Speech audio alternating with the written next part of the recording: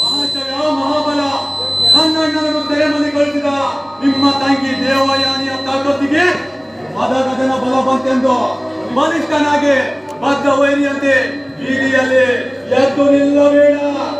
ನಾನಿಲ್ಲದೆ ನಿಮ್ಮ ಕುಟುಂಬವನ್ನು ಗುಂಡೆಕ್ಕಿಕೊಂಡು ಮಾರುದ್ದ ಜಾಗದಲ್ಲಿ ಓಡಿ ಮಾಡಿ ಹೋಗ್ತಾಗ್ತೀನಿ. ಏನಲ್ಲ ನಿಮ್ಮ ತಂಗಿ ದೇವಯಾನಿ